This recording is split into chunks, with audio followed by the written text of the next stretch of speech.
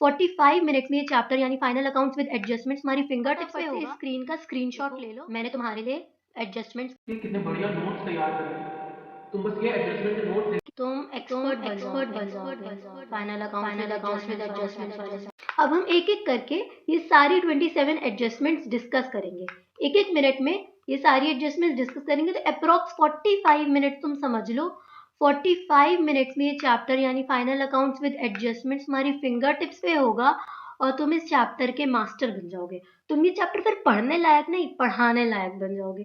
समझे? सारे adjustments note करवा दूंगी आप लोग को आपकी कॉपी में, ताकि एग्जाम के पहले आप लोग अगर इस चैप्टर के सिर्फ एडजस्टमेंट्स ही देख लो ना, तो आपका पूरा रिवीजन आसानी से और बहुत बढ़िया तरीके से हो जाए।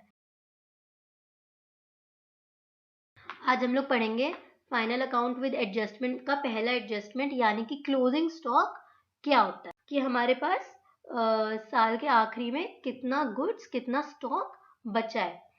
तो कभी कभी दो वैल्यूज दी रहती है क्लोजिंग स्टॉक की, एक कॉस्ट और एक net realisable value. Net realisable value क्या होता है कि अगर आज मेरे पास जितना भी स्टॉक है वो मैं सेल करूंगी तो मुझे कितना पैसा मिलेगा। तो यहाँ पे दिया है कि हमें 10,000 मिलेगा, तो इसका मतलब ये कि अगर आज मैंने अपने गुड्स सारे बेच दिए तो मुझे 10,000 रुपए मिल जाएंगे। क्लोजिंग स्टॉक हमेशा हम लोअर पे रिकॉर्ड करते हैं, यानी कॉस्ट या नेट रियलाइजेबल वैल्यू इनका जो भी लोअर प्राइस होगा, जैसे 20,000 और 10,000 है तो उसमें से लोअर क्या है 10,000, तो हम 10,000 पे क्लोजिंग स्टॉक रिकॉर्ड कर लेते हैं। कहाँ? ट्रेडिंग अकाउंट में रिकॉर्ड करते हैं। क्लोजिंग स्टॉक किस साइड आता है? क्रेडिट साइड आता है ट्रेडिंग अकाउंट के। By closing stock 10,000। अगर क्लोजिंग स्टॉक हमें ट्रायल बैलेंस के बाहर दिया है एडजस्टमेंट्स में, तो एक तो ये यहाँ आ गया ट्रेडिंग अकाउंट में, और दूसरा ये कहाँ आ जाएगा? बैलेंस शीट में। बैलेंस शीट में एसेट साइड में, एसेट साइड में दिखा देंगे क्लोजिंग स्टॉक 10,000। पर अगर ये क्लोजिंग स्टॉक हमें ट्रायल बैलेंस के अंदर ही दिया है, ठीक है, if it is shown if inside trial balance, अगर ट्रायल बैलेंस के अंदर ही दिया है तो हम कहाँ दिखा देंगे? ये सिर्फ और सिर्फ बैलेंस शीट में। ठीक है, अब जल्दी से समरी देख लो। क्लोजिंग स्टॉक जैसे 10,000 दिया है और ट्रायल बैलेंस के अंदर दिया है तो ट्रेडिंग अकाउंट में नहीं जाएगा और बैलेंस शीट में क्लोजिंग स्टॉक एसेट साइड में जाएगा। और अगर एडजस्टमेंट्स में दिया है आउटसाइड ट्रायल बैलेंस तो ये ट्रेडिंग अकाउंट में बाय क्लोजिंग स्टॉक हम इस तरह से दिखा देंगे और बैलेंस शीट में एसेट साइड में 10,000 दिखा देंगे।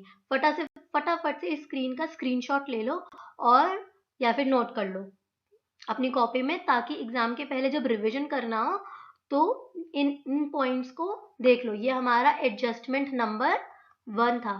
ऐसे ही मैं एक एक करके सारे एडजस्टमेंट्स बताऊंगी और सारे एडजस्टमेंट्स नोट करवा दूंगी आप लोग को आपकी कॉपी में, ताकि एग्जाम के पहले आप लोग अगर इस चैप्टर के सिर्फ एडजस्टमेंट्स ही देख लो ना, तो आपका पूरा रिवीजन आसानी से और बहुत बढ़िया तरीके से हो जाए। ठीक है, ताकि आप सिर्फ पढ़ने लायक नहीं पढ़ाने लायक भी बन सको। ठीक है,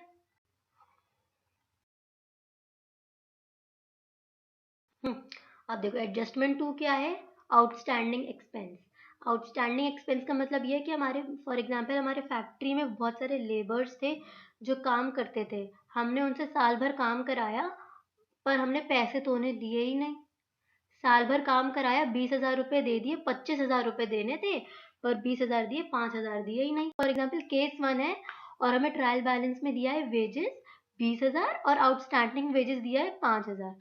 तो इस आउटस्टैंडिंग वेजेस अगर जब ट्रायल बैलेंस के अंदर होती है आउटस्टैंडिंग वेजेस, तो इसका मतलब होता है कि हमने इस 5,000 का इफेक्ट ऑलरेडी 20,000 में ले लिया है, यानी कि ये 5,000 ऑलरेडी 20,000 रुपए में इंक्लूडेड है। तो हम यहाँ पे कितना लिखेंगे? To wages 20,000। ठीक है, कि ये 5,000 रुपये 20,000 में ऑलरेडी इंक्लूडेड है और हमें वर्कर्स को 25,000 रुपये नहीं 20,000 रुपये देने थे। और लाइबिलिटी साइड में लिख देंगे आउटस्टैंडिंग वेजेस, क्योंकि हमारे लिए लाइबिलिटी है, हमें वर्कर्स को पैसे पे करने हैं, तो हम यहाँ लिख देंगे आउटस्टैंडिंग वेजेस 5,000 रुपये।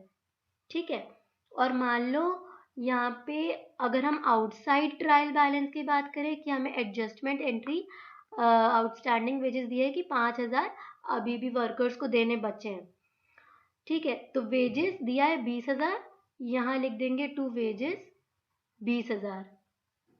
20,000 एड आउटस्टैंडिंग वेजेस। क्यों? क्योंकि यहाँ हमने माना है कि ये 5,000 इसमें जुड़े हुए नहीं है और हमें वर्कर्स को 25,000 रुपए देने थे। तो टोटल कितना हुआ? टोटल हुआ 25,000 और बैलेंस शीट में कितना आ जाएगा आउटस्टैंडिंग वेजेस में? 5,000। समझ में आया? ये हो गया हमारा आउटस्टैंडिंग एक्सपेंस का एडजस्टमेंट नंबर 2। ये अपनी कॉपी में नोट कर लो ताकि एग्जाम के पहले आसानी से रिवाइज कर पाओ और जरा भी कंफ्यूजन ना हो। ठीक है, तो एडजस्टमेंट नंबर 3 प्रीपेड एक्सपेंस, यानी कि हमने कुछ सर्विसेज ली हैं, हम उसका पेमेंट करते हैं और हमने कुछ पेमेंट एडवांस में पे कर दिया है। तो अगर हमने कुछ पेमेंट एडवांस में पे कर रहा है तो वो हमारे लिए एसेट है। ठीक है, अगर हमने एडवांस पेमेंट करी है तो प्रीपेड जितना अमाउंट हमने एडवांस में पे किया है वो हमारे एसेट साइड जाना चाहिए। इसके भी दो केसेस है। केस 1, अगर रेंट और प्रीपेड रेंट दोनों ही हमारे ट्रायल बैलेंस के अंदर दिया है और एक है रेंट हमें ट्रायल बैलेंस के अंदर दिया है पर प्रीपेड रेंट हमें एडजस्टमेंट में दिया है। ठीक है, तो पहले हम केस 1 की बात करते हैं।